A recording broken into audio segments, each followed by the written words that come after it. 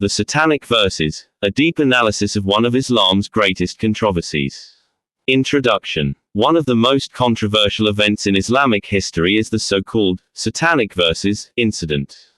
This event, which is found in the earliest Islamic sources, describes a time when Muhammad allegedly received a revelation from Satan and recited verses that allowed for the intercession of three Meccan goddesses, Al-Lat, Al-Uzza, and Manat. Later, he retracted these verses, claiming that Satan had deceived him. This incident raises fundamental theological and historical questions about the reliability of Muhammad's prophethood, the nature of divine revelation in Islam, and the authenticity of the Quran itself. In this presentation, we will explore the historical sources, the implications for Islamic theology, the attempts to deny or downplay this event, and why it remains one of the greatest problems for the credibility of Islam. 1. The historical narrative. What are the Satanic Verses? 1.1 The context of the revelation. Muhammad was living in Mecca, and his message of strict monotheism was facing significant resistance from the Quraysh, the dominant tribe. The Quraysh controlled the Kaaba, a central place of worship that housed idols, including the three main goddesses worshipped by the Arabs, Al-Lat, Al-Uzza, and Manat. Muhammad sought a way to reconcile with the Quraysh and gain their acceptance. 1.2 The revelation of the Satanic Verses. The key passage in question originally appeared in Surah An-Najm, Surah 53, 19-23. According to Ibn Ishaq, Al-Tabari, and Al-Waqidi, Muhammad initially recited the following verses. Have you considered Al-Lat and Al-Uzza, and Manat, the third, the other? These are the exalted cranes, Quranic, whose intercession is hoped for. These verses suggest that these three deities could intercede with Allah, which contradicted Muhammad's strict monotheistic message. Upon hearing this, the Quraysh rejoiced, as it meant that Muhammad was no longer rejecting the gods.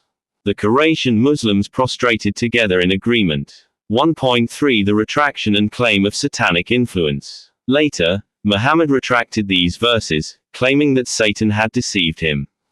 A new revelation, Surah 22:52, was given to justify the incident. Never did we send a messenger or a prophet before you, but when he recited the revelation, Satan threw into his recitation some falsehood. But Allah abolishes that which Satan throws in. This verse suggests that it was common for previous prophets to be influenced by Satan, but Allah eventually corrected the mistake. Muhammad then replaced the Satanic Verses with the following statement. Are yours the males and his the females? That, indeed, is an unfair division. They are nothing but names you and your fathers have named. Surah 53, 21-23. With this retraction, Muhammad angered the Quraysh again, and his relationship with them deteriorated. 2. The Islamic sources confirming the incident. Despite modern denials by some Muslim scholars, the Satanic Verses are well documented in the earliest Islamic sources, including 2.1 Ibn Ishaq's Sirat Rasul Allah, the first biography of Muhammad. Ibn Ishaq d. 767, whose biography of Muhammad is the earliest and one of the most authoritative sources, narrates the entire incident in detail. He explains that Muhammad accepted the verses and later retracted them, attributing them to satanic influence. 2.2 Al-Tabari's History of Prophets and Kings. Al-Tabari, d. 923, one of Islam's most respected historians, also confirms the event. He states that Satan put the words on Muhammad's tongue, and later Gabriel came to correct him. Al-Tabari, aware of the theological problem, does not attempt to reject the incident, simply narrating it as it was reported in earlier sources. 2.3 Ibn Sa'd's Kitab al-Tabakat al-Kabir. Ibn Sa'd, d. 845, also records the event, further validating it. 2.4 Al-Waqidi's account. Al-Waqidi, d. 823, states that the Quraysh's reaction of prostrating with the Muslims confirms that something extraordinary happened. 2.5 Hadith references. While Sahih Bukhari and Sahih Muslim do not explicitly mention the Satanic Verses, the reaction of the Quraysh and the verses in Surah 22:52 suggest some form of the event occurred. 3. Theological problems with the Satanic Verses. 3.1 The reliability of Muhammad's revelations. If Muhammad could not distinguish between God's revelation and Satan's deception, how can Muslims trust that the rest of the Quran is free from satanic influence? 3.2 Contradiction with Islamic doctrine of divine protection. The Quran states that Allah protects the revelation, Surah 15:9. How could Muhammad, the final and greatest prophet, be deceived when even previous prophets were not? 3.3 The impact on Islamic apologetics. Many modern Muslim scholars deny the incident, despite early Islamic sources affirming it. This exposes the double standard in Islamic historical methodology, accepting sources when convenient but rejecting them when problematic. 4. Attempts to deny or downplay the incident. 4.1 The argument that the story is fabricated. Some Muslim scholars claim that al-Tabari and Ibn Ishaq were simply reporting weak stories. However, these scholars also rely on these same sources when they support Islamic doctrines. 4.2 The argument that Satan cannot influence prophets. Some argue that a true prophet cannot be influenced by Satan. However, Surah 22:52 confirms that other prophets also face this problem, which raises doubts about the entire prophetic tradition. 5. The significance of the Satanic verses for Islam today. 5.1 A challenge to the Quran's authenticity. If some parts of the Quran were influenced by Satan, how can we be sure that other parts were not? Since Muhammad himself could not distinguish between divine and satanic revelation, how can later scholars make that determination? 5.2 A challenge to Muhammad's role as a prophet. The event proves that Muhammad was fallible in receiving revelations, contradicting the Islamic claim of prophetic perfection. 5.3 A challenge to the Islamic view of monotheism. The fact that Muhammad temporarily accepted polytheistic elements undermines the claim that he was always a strict monotheist.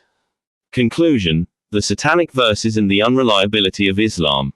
The Satanic verses remain one of the most damaging pieces of evidence against Islam. Islamic sources confirm that Muhammad mistakenly accepted and recited satanic revelation. The theological implications of this event undermine the entire Islamic belief system. If Muhammad could be deceived by Satan once, how can Muslims be sure that the rest of the Quran is from Allah? Final thoughts. This presentation exposes one of Islam's greatest historical and theological weaknesses. The Satanic verses incident raises serious doubts about the authenticity of Muhammad's prophethood and the Quran itself. Thank you for watching. Subscribe for more deep analysis on Islam, Christianity, and historical truth. The promise of the resurrection and eternal life. The promise of the resurrection and eternal life is central to Christian belief. The resurrection of Jesus is the first fruits of the resurrection that all believers will experience at the end of time.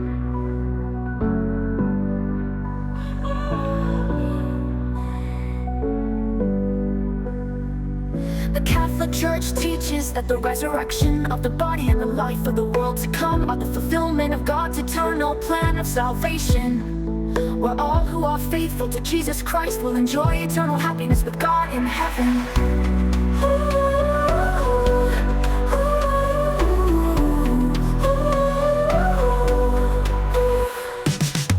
The promise of the resurrection and eternal life. The promise of the resurrection and eternal life is central to Christian belief. The resurrection of Jesus is the first fruits of the resurrection that all believers will experience at the end of time.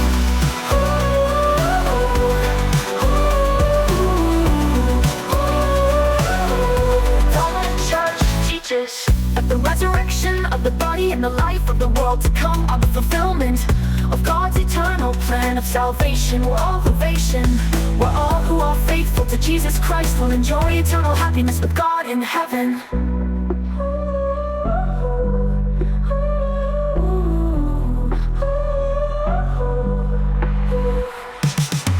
The promise of the resurrection and eternal life. The promise of the resurrection and eternal life is central to Christian belief.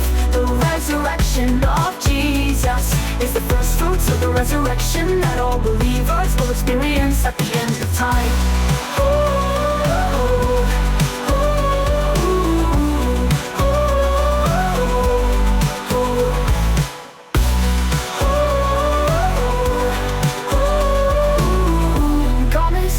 resurrection and eternal life. The promise of the resurrection and eternal life. The promise of the resurrection and eternal life.